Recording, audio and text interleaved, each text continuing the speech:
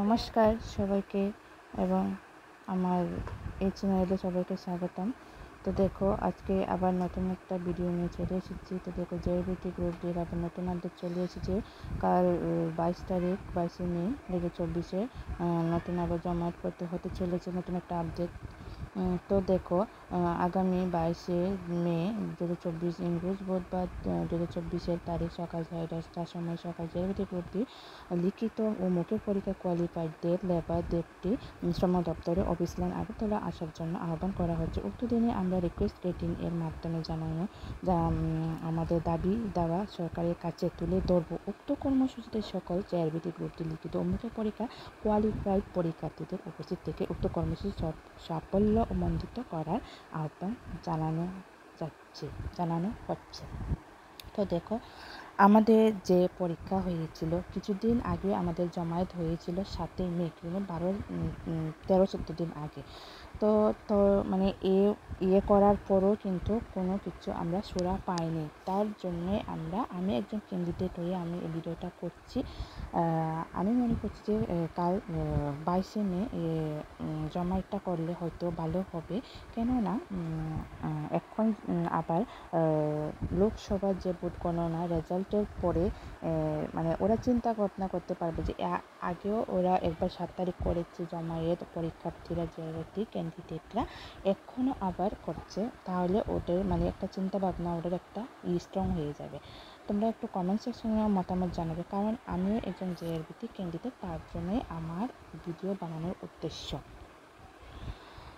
যারা আমার ভিডিওটি আমার চ্যানেলে নতুন দেখছো, অবশ্যই আমার চ্যানেলটাকে সাবস্ক্রাইব করে আমার পাশেই থেকে যাবেন অবশ্যই।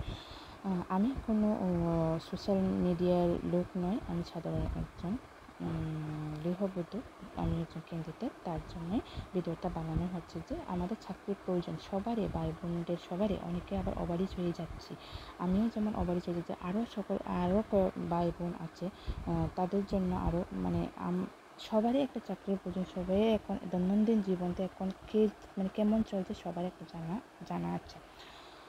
তো দেখো,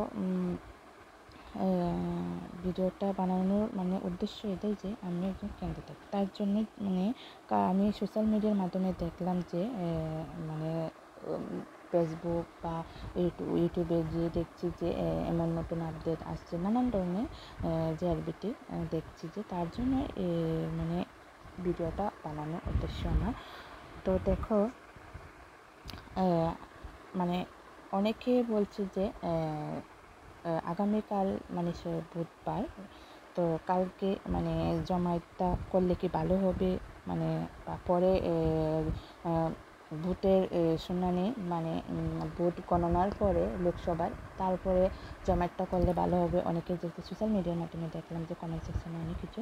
এরপর আবার অনেকে বলছে কালকে সবাই মিলে জমায়েত করলে ভালো হতো।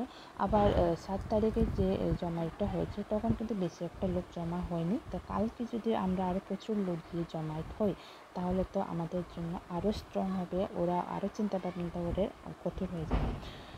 তোমরা সবাই আমার পাশে থাকো, সবাই একটু মানে কমেন্ট সেকশনে জানাবে মতামত। আমার তো মতামত কালকে ও জমায়েতটা করলে ভালো হবে, ওদের চিন্তাধারাটা একটু আরও গুরুত্ব হবে। মানে যাতে ওরা করার পরেই, যাতে ভোট গণনার পরেই যাতে ওরা মানে চাকরিটা ছেড়ে দেয়, সবার জন্যই উপকার হবে। ম্যাক্সিমাম তো আমরা অনেকেই মানে রিটেন এক্সাম দিয়েছি, ভাইবা দিয়েছি 16,000-এর মতো।